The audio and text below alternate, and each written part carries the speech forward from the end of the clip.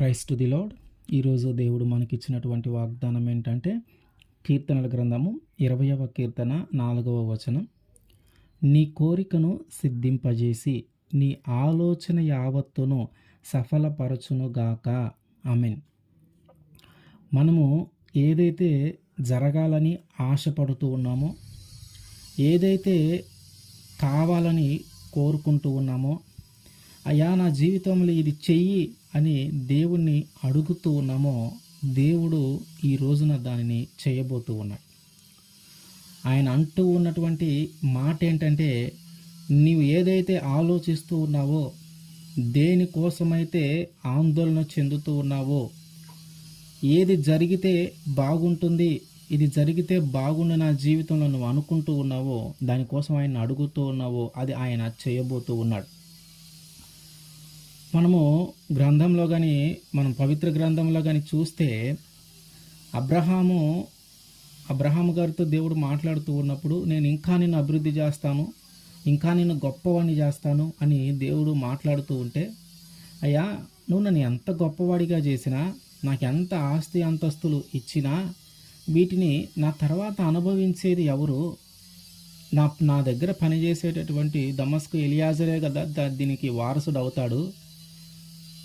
నాకు దీని తర్వాత నాకంటూ వారసులు ఎవరు లేరు కదయ్యా, నువ్వు ఎంత ఇచ్చినా నాకు ఉపయోగం ఏంటి అని మాట్లాడుతూ ఉన్నాడు. అంటే ఆయన ఆలోచన ఏంటి, ఆయన యొక్క కోరిక ఏంటి? నాకు ఒక వారసుడు ఉంటే బాగుండు, నాకు ఒక సంతానం ఉంటే బాగుండు, నాకు ఒక గర్భఫలము దేవుడు నాకు ఒక కుమారుని ఇస్తే బాగుండు. ఎందుకంటే దేవుడు ఇంత అభివృద్ధి చెందించాడు, దేవుడు ఇంత ఆశీర్వదించాడు, వీటన్నిటినీ నా తర్వాత ఎవరు వీటికి బాధ్యత వహించేది అని ఆయన హృదయంలో ఒక ఆలోచన కలిగింది.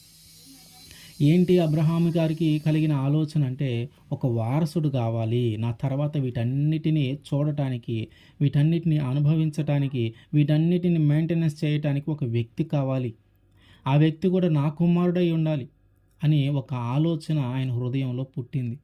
మరి అది సాధ్యమేనా అంటే, మామూలుగా అయితే సాధ్యమయ్యేది. ఎందుకంటే ఆయన యవ్వనంలో ఉంటే సాధ్యమయ్యేదే. కానీ ఆయన వయసు ఎంత?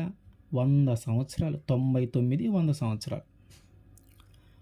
అంటే అంత వృద్ధాప్యంలో ఉన్నప్పుడు ఆయనకి ఆలోచన కలిగింది. అంటే దేవుడు, నువ్వు అనుకున్నది చేస్తాను, నీ కోరికను నేను సిద్ధింపజేస్తాను, నీ ఆలోచన నేను సఫలపరుస్తాను అని ఆయన ఒక మాట మనకి ఇచ్చాడంటే, ఆయన ఖచ్చితంగా దాన్ని చేస్తాడు. ఆయనకి అసాధ్యమైనది ఏది లేదు. ఎందుకంటే ఇక్కడ సాధ్యము కాని సందర్భం, సాధ్యం కాని వయస్సు. ఎందుకంటే బలమంతా ఉడికిపోయింది, వృద్ధాప్యంలోకి వెళ్ళిపోయాడు. ఇక సంతానము కలగగలిగేటటువంటి బలము ఆయనలో లేదు. అంటే అంత వృద్ధాప్యంలోకి వెళ్ళినప్పుడు ఈయన హృదయంలో ఒక ఆలోచన పుట్టింది. ఏంటంటే, నా తరువాత నా కొడుకుంటే బాగుండు, నాకు వారసుడు ఉంటే బాగుండు, ఇదంతా చూడటానికి, ఇదంతా చేయటానికి, ఆశీర్వాదాన్ని అంతా పొందుకోవటానికి నాకంటూ ఎవరు లేరు కదా, నా పని వాళ్ళే కదా దీన్ని అంతా అనుభవించగలిగేది, నా దగ్గర పనిచేసే వాళ్ళే కదా వీళ్ళంతా తీసుకోగలిగేది, నాకంటూ ఒక వారసుడు ఉంటే బాగుండు కదా అని ఆయనకు ఒక హృదయంలో ఒక ఆలోచన కలిగింది. అందుకని దేవుడు మాట్లాడుతూ ఉంటే, అయ్యా నువ్వు ఎంత గొప్ప చేసినను నాకు ఏం ఉపయోగమో, నాకు వారసుడు లేడు కదా, నాకు కుమారుడు లేదు కదా, నా తర్వాత ఇదంతా ఎవరు మెయింటెనెన్స్ చేయగలగాలి, ఇదంతా ఎవరు అనుభవించగలగాలి, ఇదంతా ఎవరు చూడగలగాలయ్యా అని అంటూ ఉన్నాడు. మామూలుగా మానవుల పరంగా ఆలోచిస్తే, మానవ మేధస్సుతో ఆలోచిస్తే అది సాధ్యము కాని పని. ఎందుకంటే ఆ వయసులో గర్భము ధరించే అంత బలము అతని యొక్క భార్యకి కూడా లేని పరిస్థితి. కానీ దేవునికి అది సాధ్యమే. 100 సంవత్సరాలు, 99, 100 సంవత్సరాలు, శారాయ్ గారికి ఏమో 90 సంవత్సరాల దాకా ఉన్నాయి. అంటే ఇంత వృద్ధాప్యంలో ఒక స్త్రీ గర్భము ధరించుట అసాధ్యం.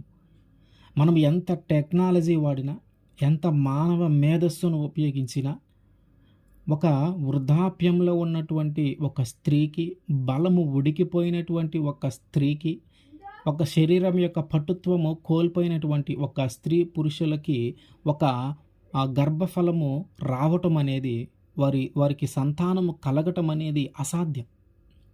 మనం ఏదైనా ఎంత టెక్నాలజీ అన్నా ఉపయోగించది అసాధ్యము. ఎందుకంటే ఎగ్ రిలీజ్ అనేది స్త్రీలో కొంత కాలము తర్వాత ఆగిపోతది. ఆ సంతానము ఉత్పత్తి చేసే సామర్థ్యము కొంతకాలము తర్వాత ఆగిపోతది. ముఖ్యంగా వృద్ధాప్యంకొచ్చే సమయానికి ముందే. మరి ఈ మెడికల్ పరంగా మనం చూసినా, మానవ మేధస్సుతో మనం ఆలోచించినా, టెక్నాలజీ పరంగా మనం ఆలోచించినా ఇది జరగటానికి ఎటువంటి అవకాశము లేదు. ఇది జరగటానికి ఎటువంటి అవకాశము లేదు. కానీ దేవుడు మాటిచ్చాడు. ఏమని? నేను నీకు వచ్చే సంవత్సరానికి నీ చేతిలో ఒక కుమారుడుంటాడు అని. అంటే ఈయన హృదయంలో ఒక ఆలోచన కలిగింది, నాకొక వారసుడుంటే బాగుండని, నాకొక కుమారుడుంటే బాగుండని. ఈయనకొక కోరిక కలిగింది ఏంటి? నా తర్వాత ఇదంతా ఎవరు అని ఒక ఆలోచన, ఒక కోరిక కలిగినప్పుడు దేవుడు మాటిచ్చాడు. మునుపటి నెక్స్ట్ సంవత్సరానికి, మరుసటి ఏడాదికి మీ కౌగిటిలో ఒక కుమారుడుంటాడు అని. కానీ నమ్మశక్యంగా లేదు. ఎందుకంటే వాళ్ళ యొక్క శరీర ధర్మం అట్లా ఉంది. వారి శరీరంలో ఉన్నటువంటి మానవ శరీరంలో ఉన్నటువంటి ధర్మము వృద్ధాప్యంలో ఆ గర్భఫలముకు సంబంధించిన ధర్మం అట్లా ఉంది. అసాధ్యమే. ఎటు వైపు నుంచి చూసినా అసాధ్యమే. కానీ దేవుడు ఇచ్చిన మాట తప్పేవాడు కాదు. దేవుడు నువ్వు అడిగినది నేను ఇస్తాను అంటే ఆయన ఖచ్చితంగా ఇస్తాడు. నీ కోరికను నేను నెరవేరుస్తానంటే ఆయన ఖచ్చితంగా నెరవేరుస్తాడు. నీ ఆలోచన ఏదైతే ఉందో దాన్ని నేను సఫలపరుస్తాను, ఆ ఆలోచన ప్రకారం నేను జరిగిస్తానని ఆయన చెప్పాడా? ఖచ్చితంగా జరుగుతుంది. ఇందులో ఎలాంటి అనుమానము అవసరంలే. ఎందుకంటే మన ఆలోచనతో, మన మేధస్సుతో, మన టెక్నాలజీని ఉపయోగించి మనము చేయగలిగినది చాలా చాలా కొంచెము దేవుని దృష్టిలో. కానీ దేవునికి అసాధ్యమైనది ఏదీ లేదు. సమస్తము సాధ్యమే. ఏదైనా చేయగలడు ఆయన. కనుక ఎట్లాగైతే దేవుడు తానిచ్చిన మాట ప్రకారము శారా గర్భము ధరించింది. ఆ తరువాత వారికి సంతానము కలిగింది. ఆ తర్వాత అతనికి ఒక పేరు పెట్టారు. అతని పేరు ఇస్సాకు. అంటే అసలు ఇది జరగదు, ఇది అసాధ్యము అని అనుకున్నది కూడా మనం అడిగితే దేవుడు ఖచ్చితంగా చేస్తాడు. మనం అనుకోవచ్చు ఇది జరగదు, ఇది జరగటం అసాధ్యము, ఇది మన వల్ల అయ్యేది కాదు, ఇది ఎవరు చేయలేరు అని మనం అనుకుంటూ ఉంటాం. కానీ దేవునికి సాధ్యమే. దేవుడు ఏదైనా చేయగలడు. ఆయన మాట ఇచ్చాడంటే తప్పేవాడు కాదు. ఇట్లా దేవుడు మనకు ఒక మాట ఇచ్చాడు. ఏమని? నీ ఆలోచన యావత్తును నేను సఫలపరుస్తా, నీ కోరికను నేను సిద్ధింపజేస్తా. మనం అనుకుంటూ ఉంటాం, ఈ వాగ్దానం మన దగ్గరికి వచ్చినప్పుడు మనం అనుకుంటూ ఉంటాం, మనం అడిగేది చాలా పెద్దది, నా కోరిక అనేది చాలా పెద్దది, అది జరగటం అసాధ్యం, అది ఎట్టి పరిస్థితుల్లోనూ జరగదు, ఇంత పెద్దది జరగటం అసాధ్యం అని మనం అనుకుంటూ ఉంటాం. కానీ ఒకసారి దేవుడు కానీ మాట ఇచ్చాడా, ఆయన కానీ వాగ్దానం ఇచ్చాడా, ఆ వాగ్దానాన్ని మర్చిపోయే దేవుడు కాదు. ఆయన ఖచ్చితంగా దాన్ని జరిగిస్తాడు. అట్లాగే యేసుక్రీస్తు వారు పరిచర్య చేస్తున్నటువంటి సమయంలో, స్వార్థను ప్రకటిస్తున్నటువంటి సమయంలో ఎంతోమందిని, గురుడ్డి వారిని ఆయన బాగు చేశాడు. కాలు లేని వారికి ఆయన కాళ్ళనిచ్చాడు. చనిపోయిన వారిని ఆయన లేపాడు. ఇప్పుడు కృంటివారు ఆయన దగ్గరకు వచ్చారంటే వారి హృదయంలో ఏం ఆలోచించి వచ్చి ఉంటారు? మనం చూస్తే బెతస్దా కోనేరు దగ్గర 38 ఏళ్ల నుండి ఒక వ్యక్తి పడున్నాడు. ఈ 38 ఏళ్ల నుండి అతని యొక్క కోరిక ఏంటి? ఆ నీళ్లు కదిలింపబడినప్పుడు అందులో దిగాలనేది అతని కోరిక. ఆ నీళ్ళు ఎప్పుడైతే కదిలింపబడతాయో అందరికంటే ముందుగా దిగాలి. ఎందుకు? అందరికంటే ముందుగా ఎవరైతే దిగుతారో వారికి ఎలాంటి రోగం ఉన్నా తగ్గిపోయేది. దేవదూతలు ఆ నీటిని అట్లా కదిల్చినప్పుడు ఎవరైతే ముందుగా దిగుతారో వారి జీవితంలో వారి వారి శరీరంలో ఎలాంటి రోగం ఉన్ననో తొలగిపోయేది. అందుకని ఈయనేం చేస్తా ఉన్నాడు, 38 ఏళ్ల నుంచి అక్కడ ఉంటూ ఉన్నాడు. ఎందుకు? అక్కడికి వెళ్ళి ఆ నీటిలో ఎట్లాగని ఆ నీటిలోకి వెళ్ళాలి అని. కానీ ఆయన ఎన్ని సంవత్సరాలు బట్టి ఆయన కోరుకుంటూ ఉన్నాడు. ఆయన ఆశపడుతూ ఉన్నాడు. కానీ ఎవరైనా సహాయం చేయగలిగారా? ఎవరైనా అతన్ని ఆ నీటిలోకి దించగలిగారా? పోనీ ఆయన ఏమన్నా వెళ్ళగలిగాడా? ఆ నీటిలోకి ఏమన్నా వెళ్ళగలిగాడా అంటే లేదు. 38 ఏళ్ల నుంచి ఎదురు చూస్తానే ఉన్నాడు. కానీ ఆయన కోరిక నెరవేర్చబడల. ఆయన అనుకున్నది జరగల. ఆయన ఆశించినది జరగల.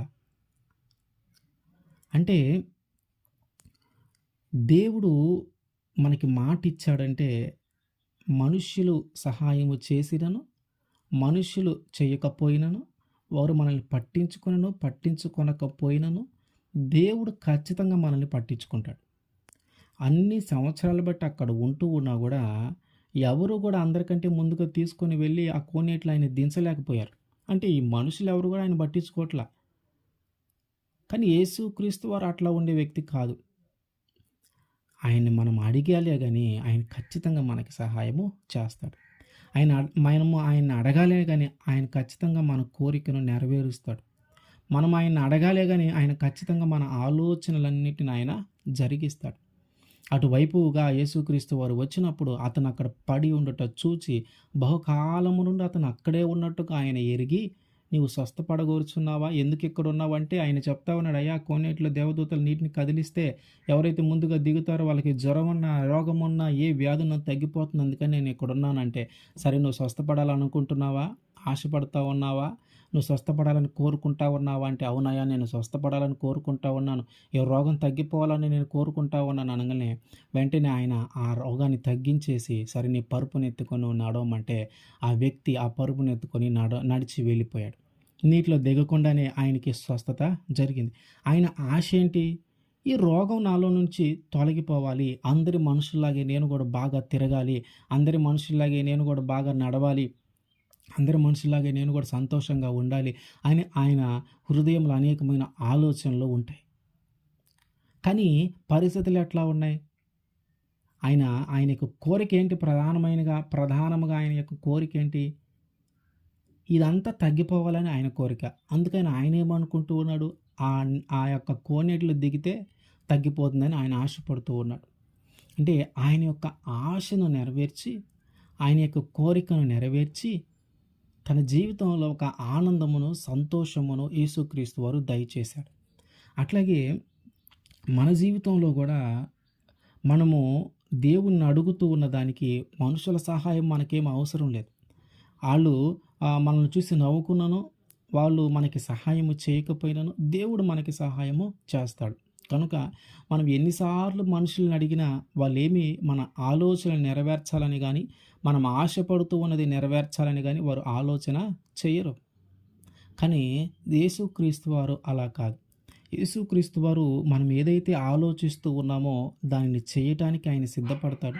మనం ఏదైతే కోరుకుంటూ ఉన్నామో దానిని చేయటానికి ఆయన ఇష్టపడుతూ ఉంటాడు. అయితే మనము బలముగా నమ్మాలి.